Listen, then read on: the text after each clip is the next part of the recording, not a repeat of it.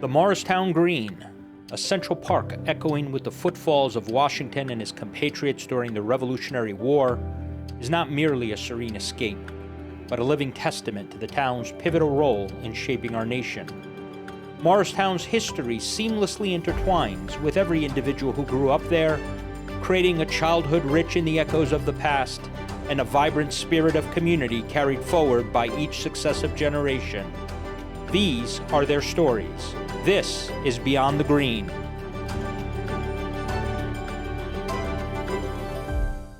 Hey everybody, and welcome to another episode of Beyond the Green, where we talk about the people and places of Morristown. I am Peter, Morristown class of 1990, and my Arizona Coyote here is... And I'm Satiri, or Terry, Morristown class of 1987. So as we go into the last week of April here, and I can't believe next week is going to be May already. Talking about May, hey, listen, if you're Greek Orthodox or part of the Russian Orthodox or any of the other Orthodox religions, next weekend, I believe it's Cinco de Mayo, May 5th, is the Orthodox Easter. So don't forget, when you roast your lamb, instead of baklava, have a churro this year. Yeah, Easter is late this year for the Greek Orthodox community. There is absolutely no chocolate left unless you bought your chocolate the day after, the week after the regular Christian Easter. You'll be giving your kids Mother's Day candy for Easter. That's right. You know, you never know. You know, it's chocolate. You just don't know. But yeah. So, anyways, here at Beyond the Green, again, we have another excellent episode here for you today. You know, it's always a treat when we can take a fellow alumnus from Morristown, not only about their time here growing up in Morristown, but when they actually are proprietor of a local business, it's a double plus. It's a double bonus when you look at it. So this week we will be featuring Kristi D. Even though I am Greek, her name has more vowels. Like, it's going to cost you a lot of money buying vowels on Wheel of Fortune if her name was on Wheel of Fortune. $200 a pip. That's a lot of vowels. But Kristi D, we're going to talk about Kristi and Verrilli's and her 35 plus years of running it. Her family, if you know Kristi and her dad Tony ran the Morristown Diner for 20 years. It was formerly known as the Lackawanna Diner. This is a great story. Again, this is one of our we went on location to Verrilli's. The episode's about 35-40 minutes. In whole, I spent about 3 hours there. And I told her, and you'll hear in the episode, that if I spent any more time there, I would be on the payroll. But I wish you were there. I think you would appreciate it so much. Next time you come out to the East Coast, we're definitely going to go down there, spend some time there. But this weekend, we will definitely, the both of us will be way beyond the green, as I'm going to be flying out to Arizona, and we will be at Tiki Oasis, But it's in sort of Scottsdale, Arizona. That's right. Now, folks, on a side note, before we start the episode here, if you've never been to this thing, let me tell you something. Imagine if you're old enough to remember Three's Company, and you remember Mrs. Roper, okay, and you remember how she would wear her muumuus. That's called Imagine a Kafka. all these women running around in their little muumuus. Kafka. And what was that? It's a Kafka. A Kafka, whatever. It's a muumuu, okay? And you see these women there, and listen, I just go for show and tell. That's it. Have a few cocktails, and then when they do the Kafka parade, and That's and right. all you're missing is some women wearing some of these orange perms, and you hear, and all in my voice I hear, "Oh, Stanley." But anyway, folks, let's start the episode. Enjoy. Oh, and before I forget, this is our first episode of how we are talking to local businesses in Morristown. And when we refer to local businesses, it's not just Morristown, but it's Morristown, Morris Township, and Morris Plains. So if you are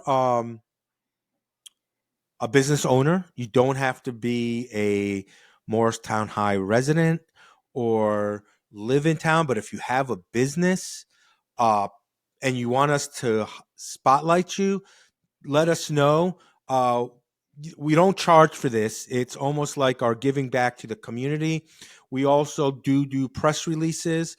So about 48 to 24 hours before the episode airs, a press release goes in, and it's just a way for us to give back to the community and give you some free advertising out there to help generate a little bit more people coming into your businesses. So now, without further ado, here is Kristi.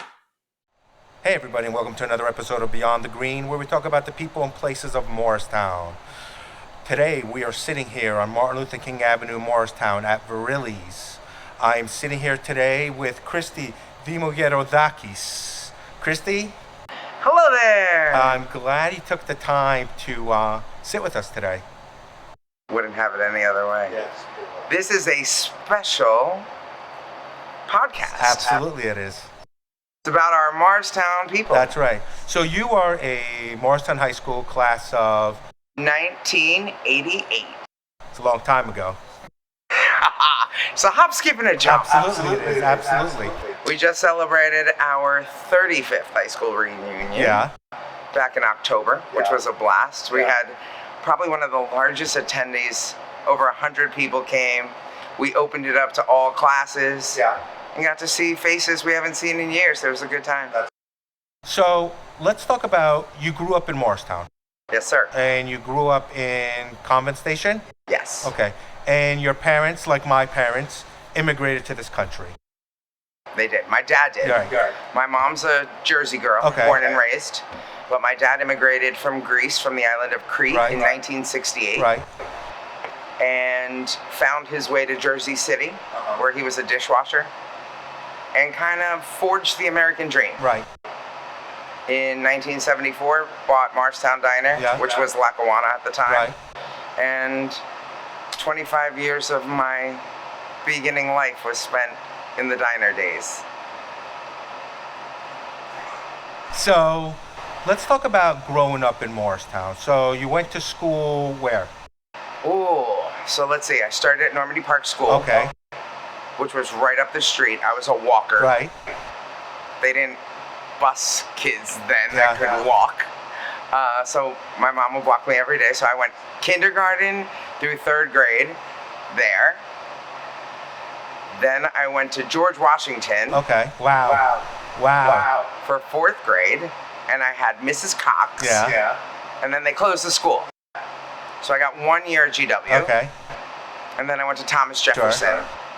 From TJ, Frelinghuysen to the high school. So I'm going to ask a silly question here. I already know the answer to this. No sports in high school. What do you mean? Varsity all the way. Absolutely. No, I was in the choir. Okay. I did participate. I was the social butterfly. Sure. You could find me strolling the halls and making friends. Yeah. But I was in the choir that I enjoyed. Gym wasn't my forte. As we'll discuss that a little bit later. So let's talk about the family business. And so like you said, you guys own the Morristown Diner. Now, how many years were you guys operating that? 25. Okay. And so go ahead. We were there for 25 years. So at 9 years old, I decided to help Dad. Sure. So it was a way to spend time. Right. And I thought it was cool. They gave me an apron and I just started saying, "Hi, can I help you?" And that's how it all started. You know, it's funny that you say that, because a lot of times, and maybe not outside of New Jersey, but the term diner princess is commonly used for the daughters of diner owners. Do you agree with that term? I don't think there's anything princess about it. Okay. When you're working 12 hours a day, 6 days a week. No. Yeah. Dealing with everything and everyone, and dealing with the bar crowd at night, just the drunks alone. Yeah. Back then there were no other eateries. Sure. So when all the bars closed, the diner was the hub. Yeah. So you could do everything in one night. You could have like the trifecta of what was open 24 hours was Lackawanna, the police station, and the hospital's emergency room. Yeah. And some people visit them all. Yeah. Because that's what it was. Yeah. Do you think, and then at what point in time was taking over Verrilli's at the same time you were running the diner? So in 1988, Ann Verrilli, who was running the business here, wanted to retire. She was the last of the Verrilli family that was running it. I believe she was 85 at the time. Wow. And she wanted to hang up her baking mitts and relax. And sure enough, so my dad had always expressed an interest. Okay. And he told them, he said, "When you're ready to go, before you go to someone else, talk to me." Right. And it just all clicked at the same time. I happened to turn 18 that year. So when we were 18, we each got a business put in our name Nice. Okay. to help us establish credit Right. and have some footing in the world. Verrilli's was mine. Awesome. Now, with taking over the business, what at that time, in 1988, what was Verrilli's known for? Oh my gosh, this place was so different. Okay. So different than what it is today. Okay. Then they were primarily wholesale, and the retail end of it was on the slower end. Okay. So it was a lot of deliveries to restaurants and to homes, private homes that had a weekly bread orders. Wow. So you would load up every morning, loaves and loaves, and you would drive to Mrs. Smith's house and leave a fresh loaf of bread on her doorstep. Wow. It was like the old milk guy. Yeah. Unfortunately, either A, they pass, right? Because that's a different generation that was used to home delivery of hot bread. Sure. And cost. You couldn't keep up when gas starts soaring to go drop off a $2 loaf of bread at someone's house. Right. To pay a whole guy and insurance and this. Morristown changed. The people changed. Sure. People pass. So you have generations that grew up on this as their Friday night pizza place. Yeah. So business starts to like take a different toll. Yeah. You need to reinvent yourself. Yeah. Right? You always have to be one step ahead of the curve. Right. So what are you going to do next? Yeah. You know? And if you can't do that and move things around, then you're kind of stuck. And we were stuck for a long time. So what changes did you make to kind of push through that? We attempted a lot of changes. Okay. It's getting the visibility. Right. Right? So through the years, we put in the kitchen, we started doing different things, but how do you get that out to the people?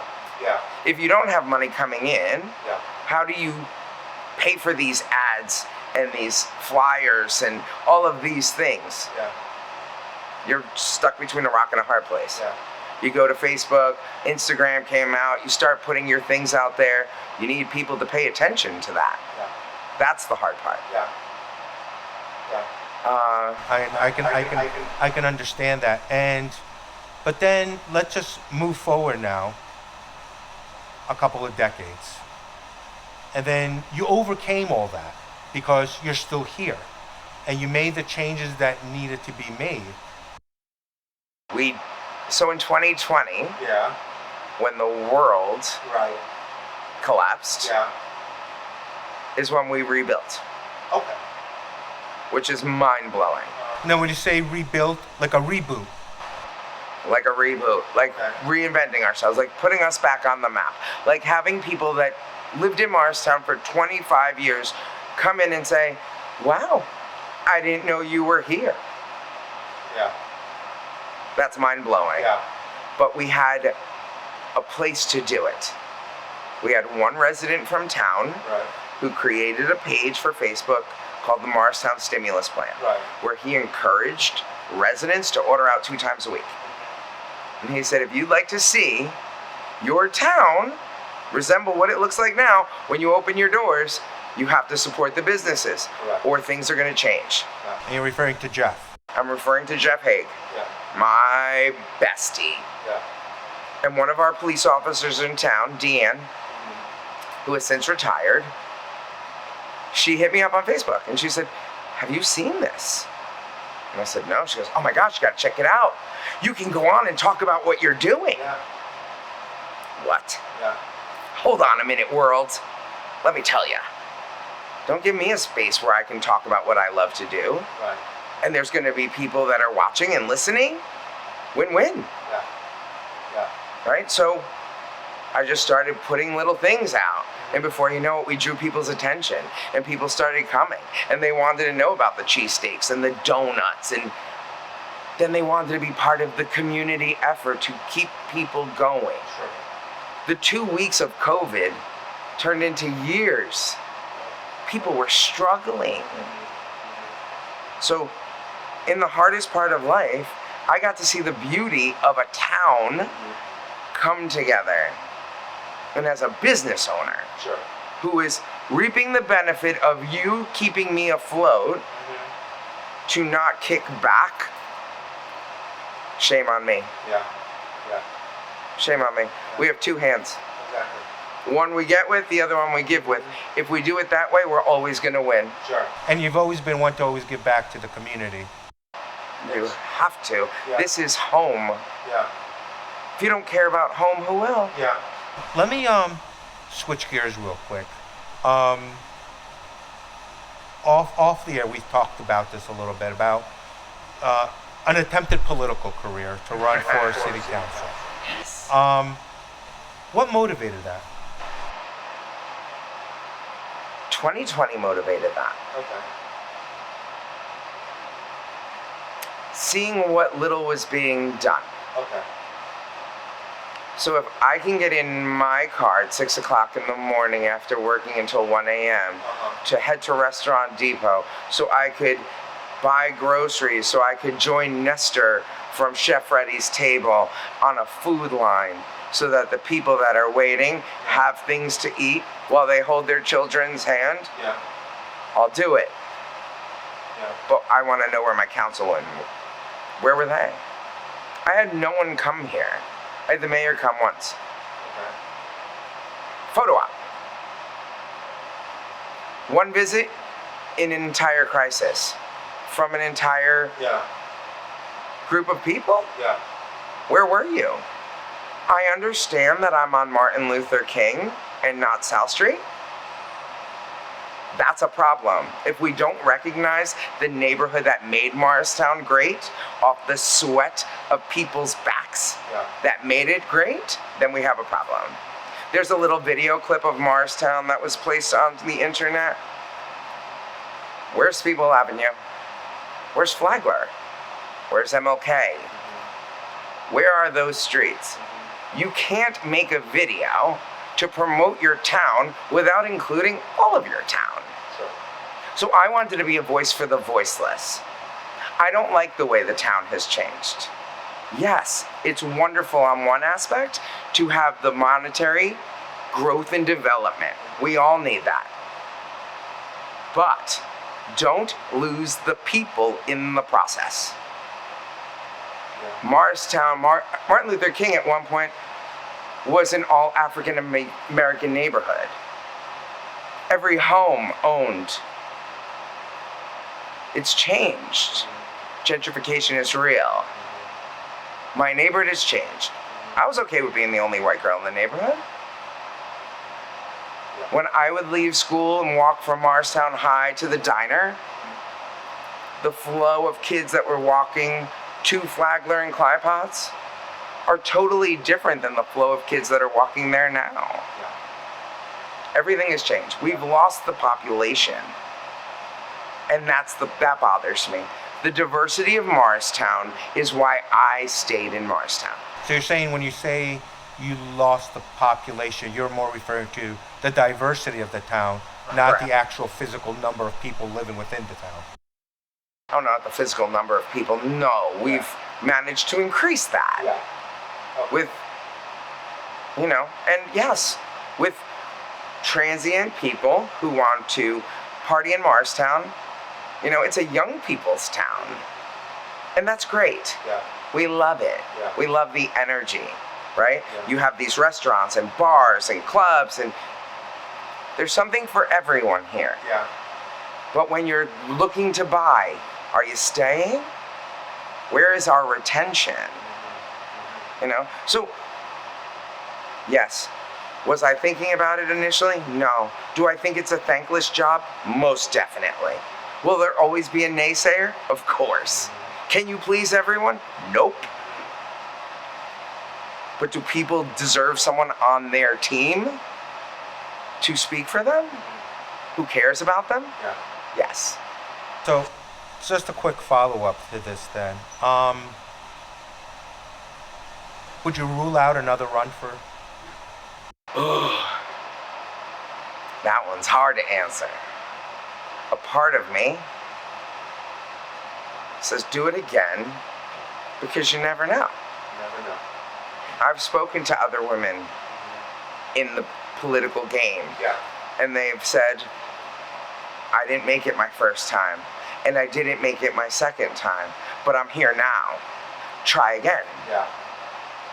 And I do have something to contribute, Sure. Absolutely. right? And I do have a love, Yeah. because that's really what it comes down to, right? Yeah. A love for the town Yeah. and a love for the people. And not for self-growth, Yeah. because it has nothing to do with No. me. And you have the receipts. You have everything around us. These are your receipts. The 35 years, not only here, but also the 20 years at the diner. So you're talking a half a century, if not more, of so-called receipts to say this is my body of work. Right? And my last question on this topic is, and I wanna put this in a place that doesn't cause too much drama out there. Would you say that local government in Morristown, as it is now, is working for the people, or are they working for themselves? It's a loaded question. I know that. Ooh. Well, Morristown. See, here's the thing. And these are the problems when you ask me a question like that. I try and be the adult that I am and kind of filter what I want to say. Yeah. But then I'm also a realist, and anybody that walks through my door knows that when they come here, they get truth, Yeah. they get love, they get laughter. Yeah. No, I believe it's all self-benefit. Show me what you can do for me. Because if you were concerned about the people, you would be down here on the street with the people. Absolutely. So where are you? Councilwoman lives across the street. Where is she? No one knocked on my door during 2020 saying, you good? You okay? The oldest business in town, can you sustain? Do you need our help? No one. No one. But dirty, dirty deeds being done. Cool. But people want to complain about it after the fact. Yeah. Right? Then you want to get in on the Morristown pages, and you want to complain about traffic, you want to complain about the roundabout, you want to complain about the two buildings, you want to complain. You had the opportunity to silence the noise with your vote. But here's the problem with the voting system. Because when you vote as a town council, you're also voting for mayor. You're also voting for governor. It's not a separate line. It's down party line. So now, if I don't know anybody in the town, and I don't know the mayor, and I don't know the governor, and I'm 25 years old, and I really don't care, but I do care about the governor, I'm gonna go vote my party. One switch. Down the line. Over 1,000 people crossed over to independent. That speaks volumes. Because I was blocked to be on the Democratic ticket by the town clerk. So, because of those dirty dealings, I had to file under independent, which is fine, because I believe that there should be a middle of the road guy. Absolutely. There's two sides to every story, and then there is some level of truth, right? So I wanted to be the truth seeker. I see what you say, and I see what you say, and I want to find a way for us to come together and sing Kumbaya. It's not hard. That's how government should run. Sure. Not one party dictates and the others have to sit and deal with it. No, we should all have a voice at the table. And now what I would love is, if anybody out there on the city council, the mayor, anybody in town sees this, if they want to give a rebuttal, I'll be more than happy to sit down with. Now the question is, will they? Who knows? We'll have to wait and see. Who knows? Possibilities are endless. Absolutely. Like you being on the ballot next year. I think that their good pick was Nathan Umbriak. I believe that Nathan and Nathan's family do a lot and serve purpose for the town.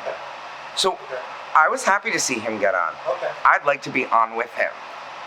Right? Because now you have two people that are looking for the best of Morristown.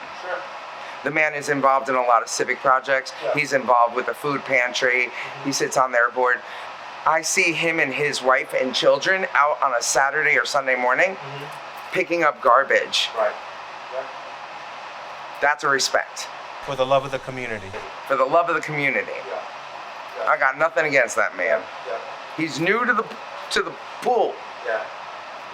Right? So Okay, let's well, thank you for your honesty in those. No doubt. I want to switch gears now to my love of food. Love of food. And we kind of joked about this on Facebook, and we're doing our DMs about. I made a joke about how many people didn't realize that you made the pizzas for Cutters. Now, was that something that was already in existence when he took over?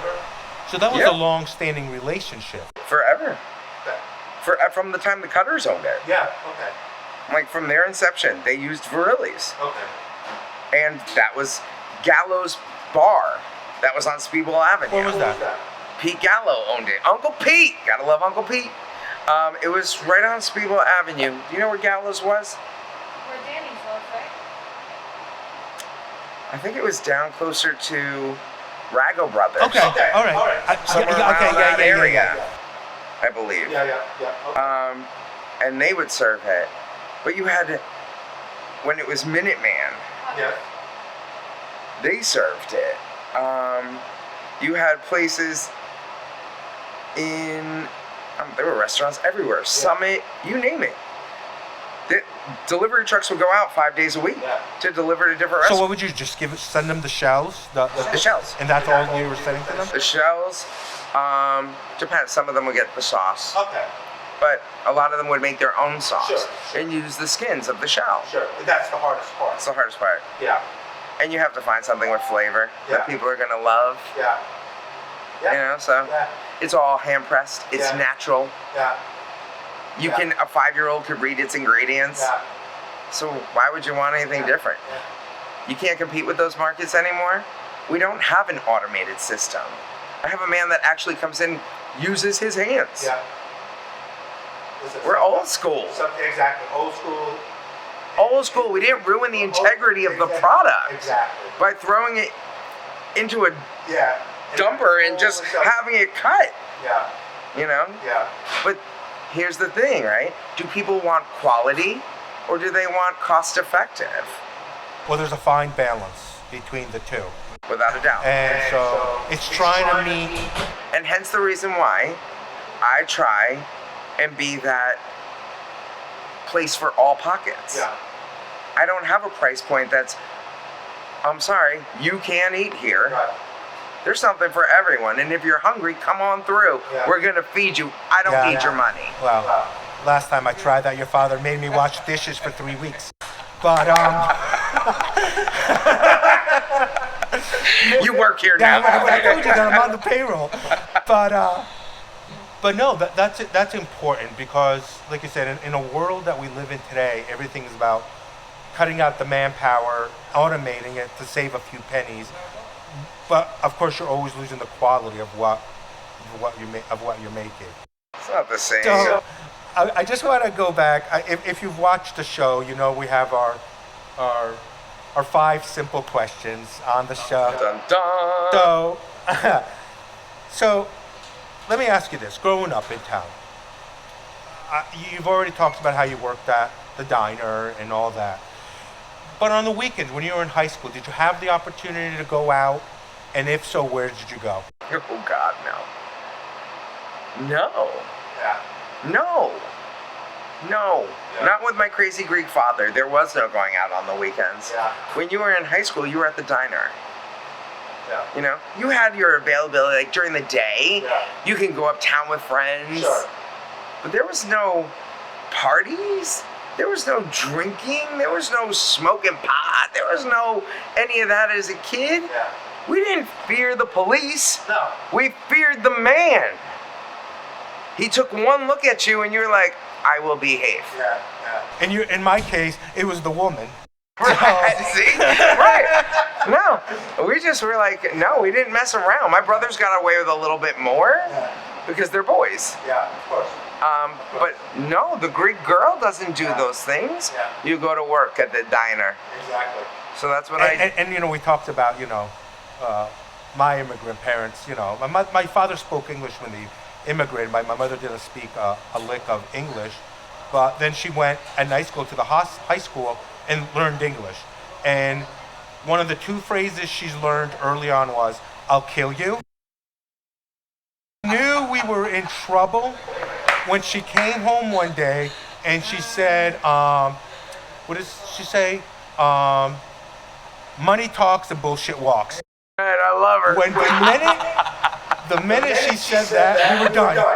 Like, the game is over, you know what I mean? That man wears a size 13 pinky ring and a 15 ring finger. Yeah. No. Yeah. You weren't doing anything wrong. No. You know? Yeah. The police, if they saw me driving and speeding, they would go to the diner. Yeah. Report you there. They'd be like, we saw Kristi. Yeah. They'd be like, he's like, oh, you did? Yeah. Yes. We swore it was either a fire truck or an ambulance. Because it was going 75 and a 25. Yeah, exactly. And I'm like, just give me the ticket. Yeah. Please. Yeah. Stop going to him. Yeah. It's like capital punishment. Right. You know? Right. No, but I was at the diner. Weekends I spent there. Yeah. Did your friends come visit you that knew that? Oh, without a doubt. Yeah. Without a doubt. It was always the center of, Yeah. people came. Yeah. And then you had like all of the entertainment that came by itself. Yeah. So that was, where were you going to go? Yeah. There's nothing for kids to do I then. know. Not in our age grouping. No. So, moving on, talk about high school, or even Freelandheisen. Did you have a favorite teacher? Ooh. At the high school, I loved Mrs. Trevis. This was a math teacher. Math teacher. Yeah. Love Mrs. Trevis. I think she is awesome. And she was spicy. She didn't take any crap. Right. She was, she had kids and she knew the deal and they were in school with me and so I loved her. Yeah. I mean, there's so many teachers, right, that touch your heart through the years. Mrs. Pritchett, Mrs. Cox that I mentioned, Miss Raspa, Miss Harris. Those are going back to grammar school years. Sure. Once you got to the junior high, Mr. Salvi. Sure. Who else was over there? Miss Stryker, Mrs. Miller, the gym teacher. Yeah. There's some people that will always hold a special place in your heart. Yeah. Because they believed in you and you didn't believe in you. They saw something in you. Exactly. You know? Yeah. And they encouraged and they pulled out the best. When you were slacking off, they knew how to get you to give that little extra. Do you want to talk about Mr. Bruchak and how he felt that you would be an Olympic athlete? That poor man. Those poor gym teachers at Morristown High, they deserve a gold medal for dealing with me. Yo, you wanted me to have gym and then take what, a shower or be sweaty for the rest of the... I was one of those girls in high school. I didn't look like this. I actually did hair and makeup and was dressed every day. Yeah, I remember going to where, I don't know if it's still mandatory now, where you had to take swimming. And then you'd go to the rest of your classes for the rest of the day smelling like chlorine. Well, look, I was a big girl in high school, bigger than I am now. There was no way I was putting on a bathing suit. First of all, teens already have their own little hang-ups. And now you want them to change into a bathing suit? Yeah. So what are you saying? Yeah. Unless you want to be on the swim team, I don't see the need. Yeah, exactly. You should learn how to swim prior to high school. Yeah. And if you don't, then the high school doesn't have to teach you. Exactly. So even so, let's talk about keeping with the food theme here. So we were talking about going off campus for lunch. I mean, would you do the typical Suvios thing? Could you drive, come here, go to the diner and eat? Like, Oh God, no. Because I was always skipping class. so you're The always students at Morristown High School Yeah. have one lunch period because I believe that I am the one, hands down, that created the one lunch period. It used to be from 4th period through 8th through 7th. Right, yeah. So you had 4, 5, 6, and 7. You start like at 10:30 in the morning. Right. Yeah. Well, I had a friend in the 4th period. I certainly wasn't going to let them eat alone. So So where would you go? I would just hang out. In the Whether it was cafeteria? in the cafeteria, outside, in the atrium. We would go for strolls uptown, but never where he could find me, because I was supposed to be in school. Sure. So am I making a correct assumption? And I certainly don't like making assumptions, but I'm assuming that Mr. Smith knew exactly who you were.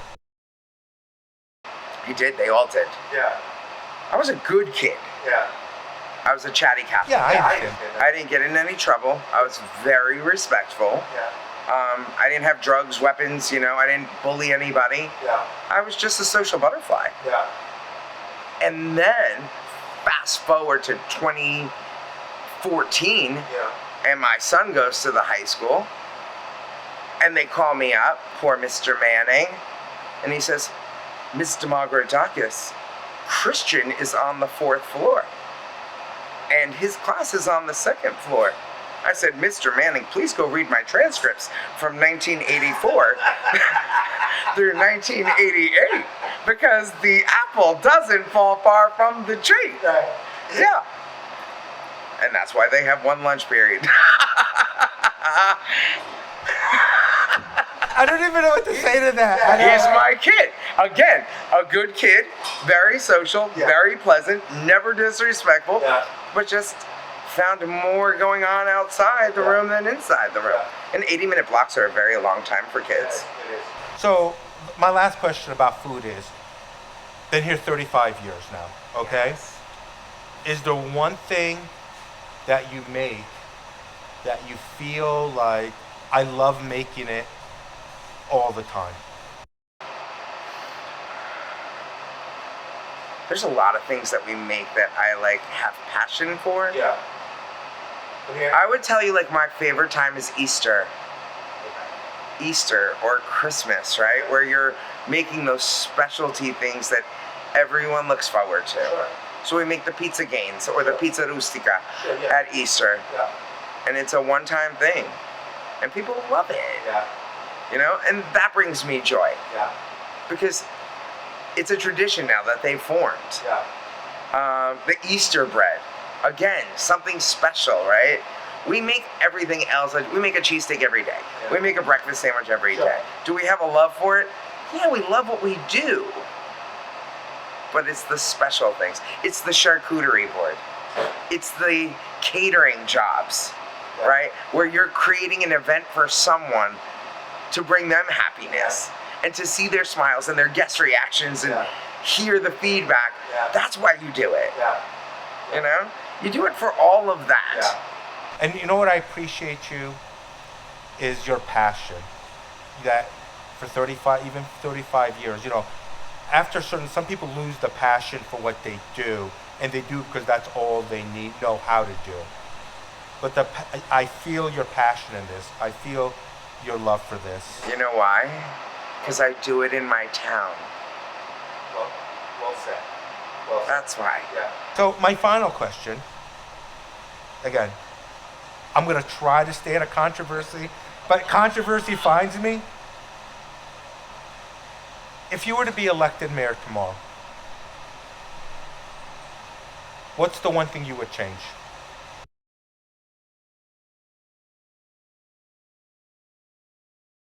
Again, I wouldn't want his job. I don't think he's a bad man. I don't. For the record, right? Let's be honest. I think he's done some great things for the town. Okay. I think you just have to broaden your horizons to incorporate others. When the median income in Morristown is $128,000. That's all it is? That's all. Okay. I'm below poverty line then. Understood. That's a problem. So this once was a working man's town. A working man's town, Yeah. and the outlier, the township, was where the money sat. Sure. It's no longer that way. Now Morristown is 6 figures or better. We're pulling in one group of people, and we're forgetting how we started out. And that's all I ask, right? Let's remember where we came from. So what I'm hearing, just more inclusivity, to bring back the diversity. Without a doubt. That used This to be should there. be price pointed for everyone. You should be able to find housing without going broke. I shouldn't have to uplift my family from Morristown where they were raised because we can no longer afford to live here. There needs to be some type of rent control. And I think I would start there, right? I would start there. I want a kumbaya moment, I understand. right? I want 2020 back. The positivity of 2020. The community coming together. People caring about people. Didn't matter what color you were, how much money you made, who you laid with, none of it.